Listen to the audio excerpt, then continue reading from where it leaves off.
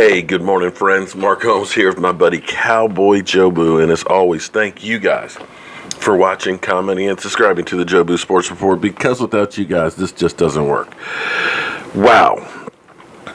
I am still mystified by Roger Goodell looking at finding Jerry Jones at least $1 million, but probably more than that.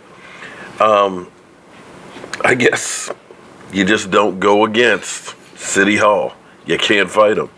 You know, Jerry Jones was kind of going to the mat for Zeke Elliott, where he thought it was injustice, and also the anthem protest. But, you know, Roger Goodell apparently has a lot more power than people really thought he did, more than one of the owners. But, hey, he's got the backing of the rest of the guys, I guess. But today is a big day.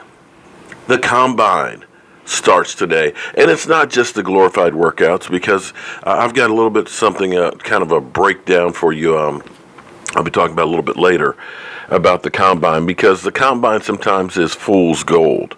You know, a lot of times you'll have guys that you didn't think much about, but all of a sudden start moving up the big board because of their Combine workouts. But we'll talk about that later.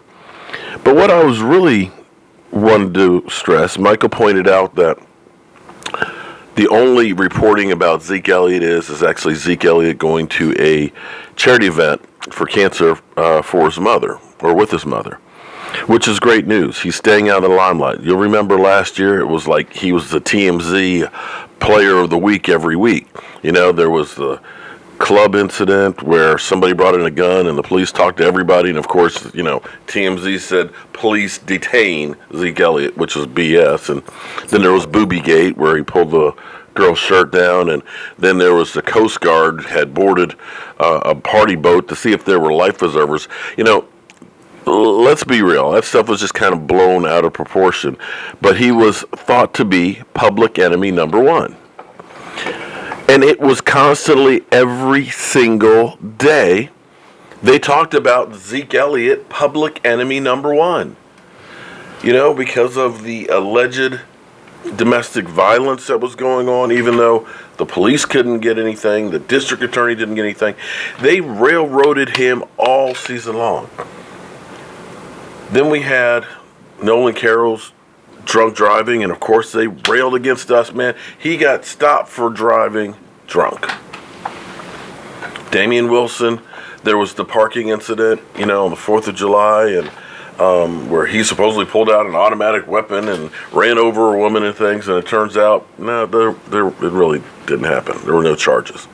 But everybody railroaded about how bad the culture was in Dallas. The Cowboys are out of control. It's the Wild West. It's from Jerry Jones on down. And it seems like this offseason is quiet as far as the NFL goes, isn't it? Because we're not talking about any there's no Cowboys out in the news. Thus, there's nothing bad happening in the NFL, right? You remember a couple weeks ago, Reuben Foster, that domestic violence? They talked about it the first day, but since then, nothing. Nothing. There was a Jets player who was arrested in Florida. I believe he said something about the police officer's wife that he was going to do in her eye. Heard any more about that? Anything? Nothing? Imagine if that had been a Dallas Cowboy player who resisted arrest and threatened a police officer's wife. So now, New York Jets linebacker, no wild man, and we know why he's wild man. Linebacker, special team player, and this is beyond scary. For any NFL player to drive drunk is freaking ridiculous, because, you know, NFL players have some things that not all of us have. Basically, you've got a number You just call the number and you get a ride, no questions asked, from anywhere.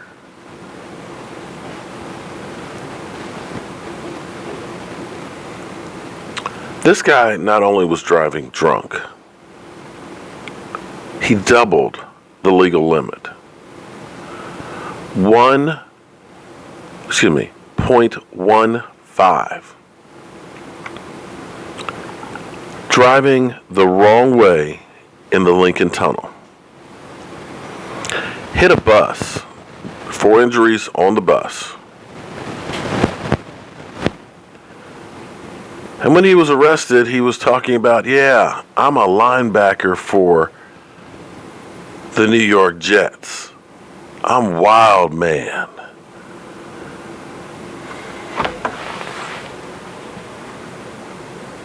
That was last night.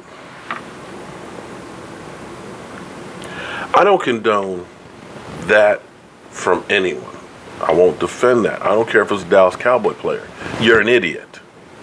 You're lucky to be alive. Going the wrong way in a tunnel? Dude.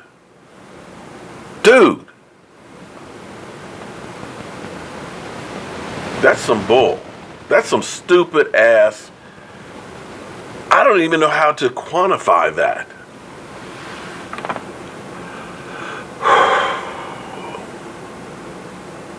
I'm interested to see how much play that gets. Because if that was a Dallas Cowboy player, and I'm not just trying to point this out because I'm a Dallas Cowboy fan, but when you've listened to hearing that Roger Goodell is fining Jerry millions of dollars, I don't think any owner's ever been fined millions of dollars before.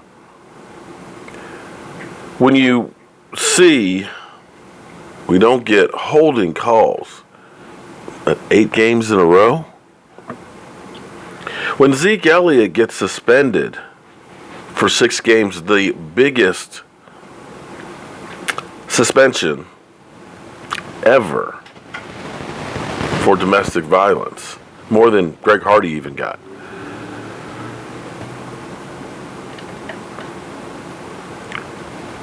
You really have to start to wonder, is there really an agenda against the Dallas Cowboys? You don't want to think that,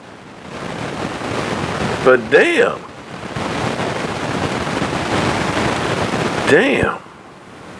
it seems to really be true.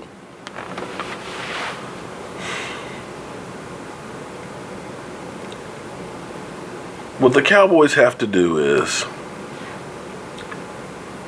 they have to leave no doubt. The Cowboys have to be above and beyond everybody else. And I can relate this to my own personal life. Being a black man, you're under more scrutiny than others. And I'm not trying to start racism or anything else, anything like that. It just is the way it is. And if you're not black, you don't understand that.